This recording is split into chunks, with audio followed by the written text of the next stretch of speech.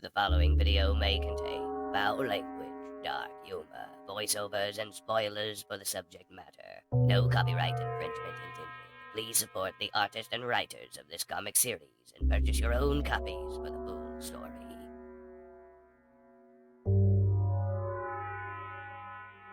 Previously on Skybound Transformers. Trust me when I say this marking is a sign of true evil. We must be vigilant in wiping it out. Extermination protocol active.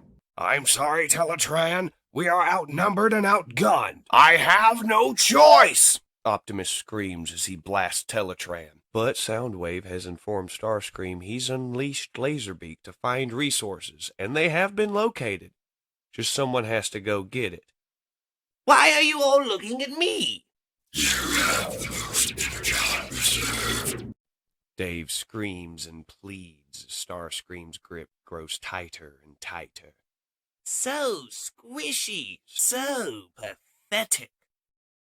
Greetings, wicked peoples. Fishy 22.8 here with the second issue of Skybound's Energon Universe Transformers.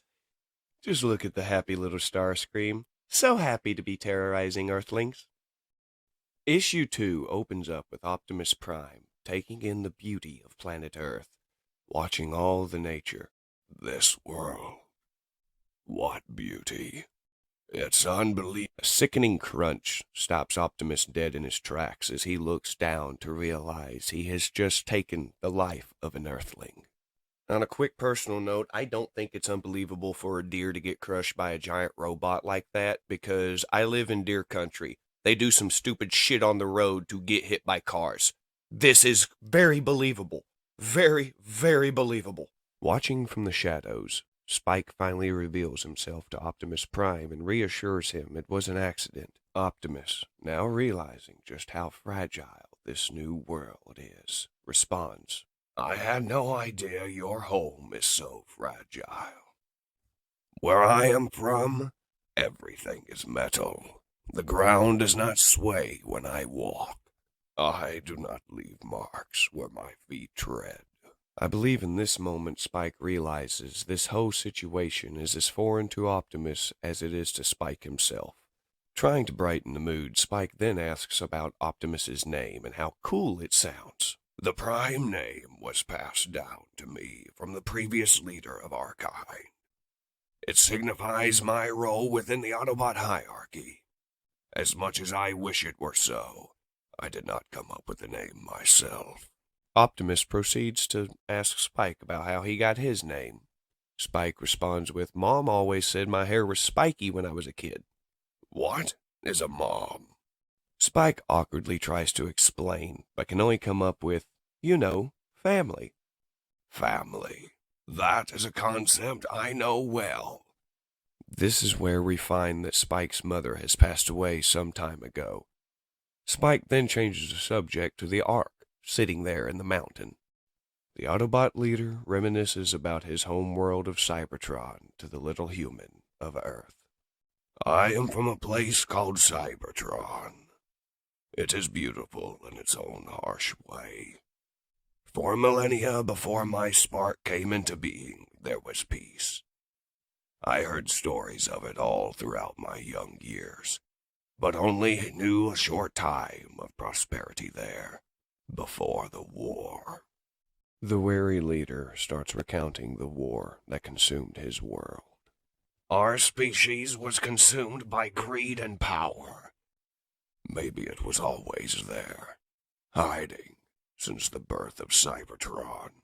But to me, it seemed to raise its ugly head from out of nowhere, led by an extremist faction on our planet, the Decepticons.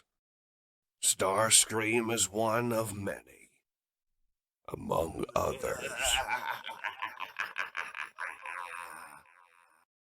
It is here that we find out that the Autobots and Decepticons have been fighting for over 200 years, and that the astronomical casualties of the Autobots led them to flee their home world. It was during our escape that the most powerful of the Decepticons came to extinguish the spark of my kind forever. During the fight, we lost control of our ship, where Spike and Carly found them as Jetfire reawoken the Cybertronians.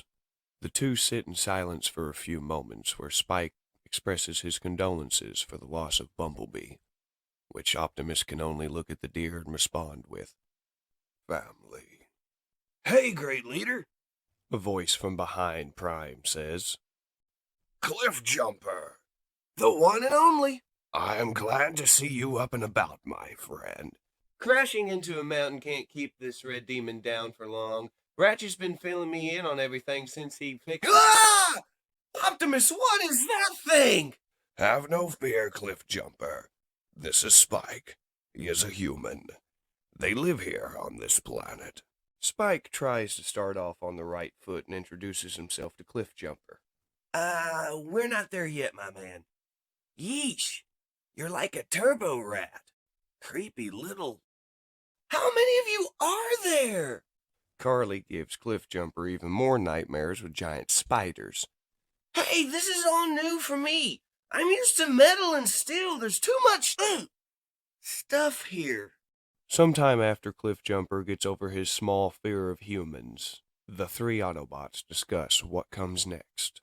Thankfully, when Jetfire gave us new forms for this planet, he kept our Cybertronian technology intact.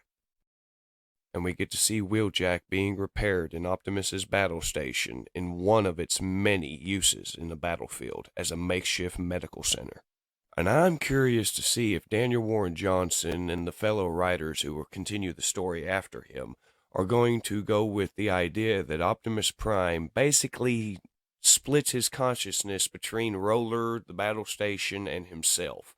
Say Roller's on a spy mission. Optimus Prime is seeing what Roller is seeing while Optimus is at base or out on a field mission or fighting Megatron. Or in the heat of battle, the battle station can be defending one location while Optimus is engaging an enemy somewhere else, so he's technically fighting a battle on two fronts at the same time. We get a guest appearance from Roller as Ratchet informs Optimus that they don't have the Energon reserves to revive the rest of the Autobots.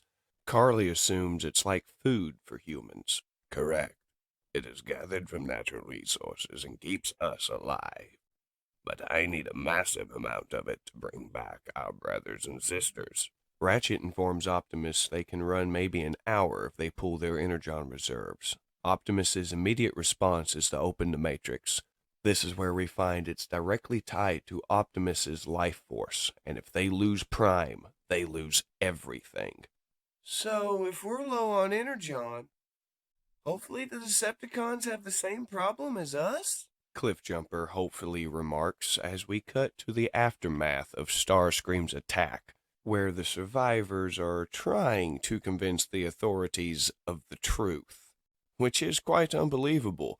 A giant robot that turned into a plane jumped out of the sky and started killing everything, and with a stroke of ironic luck, Skywarp does the exact same thing as Starscream to prove the witnesses are telling the truth. A giant robot that turned into a plane really did attack everyone. And this time, he's not alone. You were correct, Starscream. The energy potential of this place is most excellent. Soundwave immediately gets to work by deploying Rumble, as he starts hooking wires and cables to the Ark's energy converter. Starscream berates him the entire time. The police officers open fire on Starscream and his fellow Decepticons, only to meet their swift end underneath Starscream's foot, which Sparkplug sees yet again, triggering even more PTSD. At the same time, the energy converter is activated, and it is successful, which delights Skywarp. Southwest of where the Decepticons are attacking, a jet on patrol receives orders to investigate the anomalous signatures northeast of their position. Understood, Central. We're on our way. Let's go find us some bad guys. Picking up the transmissions from the human radio, Soundwave informs Starscream that the humans are trying to retaliate. The squishies? Trying to fight? The arrogant seeker amuses as he takes off. The pilots watch as their radar picks up the new signature. Got something coming in hot. To the head, baby. 2 clicks out. The Seeker closes in on his new targets. Is that one of ours? The deception is soon shattered when Starscream opens fire with his null rays. Quickly taking advantage of his surprise attack, Starscream gets behind the jet and pursues them. The human craft breaks Starscream's lock and gets behind him and opens fire. As soon as they lock, Starscream transforms, much to the shock of the pilots. This is fun! He chuckles as he slaps the aircraft. The pilots promptly eject out of their vessel, and as they do, one of them comes face to face with Starscream. Hi. He grins as he squishes his third human in 24 hours. The co-pilot has tricks of his own. Quickly deploying a jetpack and grabbing his flare gun, he incapacitates Starscream by shooting him in the eye, and quickly making a tactical withdrawal. But this is no ordinary soldier. This is one of the highly trained special forces of G.I. Joe, codename Duke. Hey, Squishy, come back. Hey, come on. I won't hurt ya. I promise. Skywarp teases Sparkplug as he flees in a squad car. In a twist of ironic fate, the human jet falls onto the Decepticons. The resulting jet falling from the sky is visible from the quarry where the Autobots have made temporary base. Spike realizes that plume of smoke is now coming from the power plant where his father works.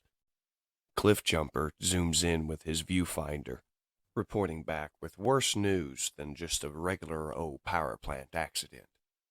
Not something. Decepticons. Spike, they've wasted no time. The Decepticons are attacking your home. They'll take the Energon from anywhere they can get it, and will happily do so by force. Ratchet starts to protest, but Optimus cuts him off. We have no choice, Ratchet.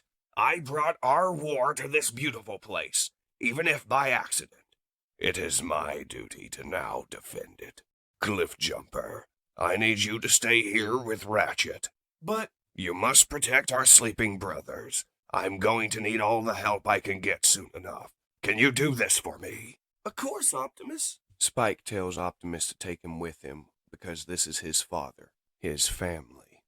All right, get in. As the Autobot leader converts into his alternate form, Carly starts to protest against Spike's actions. His response is short and sweet. It's what my brother would do if Dad was in danger. As Optimus and Spike roll out, Carly snaps at the two Autobots. I'm not waiting around while you fix your friends. I gotta go find my parents. As she peels out and heads for home, leaving the two Autobots by themselves. With the little human hell-bent on her mission of going home, she is unaware she is being followed by the eye in the sky, Laserbeak. Sparkplug finally makes it home looking for his son. Upon finding that Spike is nowhere to be found, Sparkplug opens a closet and does the only thing that a military veteran can do in a situation like this: prepare. Carly finally reaches her destination of home, looking for her father. As she reaches the door, she is quickly grabbed by an unknown figure which turns out to be Sparkplug in full gear, looking for his son. She responds with a very similar question of where's her dad. Stumbling over his words. Oh, honey, your dad, they killed Davy. This shocking news terrifies the young girl, and the issue closes on a portrait of Davy and Carly, smiling. And that concludes issue 2 of Skybound Transformers. Daniel Warren Johnson is really painting the Decepticons as truly evil, and that is something that most media over the last several years has kind of made a gray area, and I'm very glad he's made it distinctive. The Decepticons are fucking evil, while Optimus and the rest of the Autobots so far are well portrayed, and I feel like he actually understands these characters. He is handling them very well, in my opinion. But that's just the opinion of a little fish, so take that as you may. I will be covering issues 3 and 4 as well, and issue 5 when it finally drops after I've read it. Like I said in the disclaimer, and like I said in the last video, if you want the full experience of this comic, please go out and buy a copy, whether it's digital or physical. That way you don't have some weird little fish on YouTube doing voices and distracting things with his editing and amateur skills at all this stuff. So, on that note, this is Fishy 22.8, logging off. Later, wicked peoples. And remember, Starscream thinks we're squishy.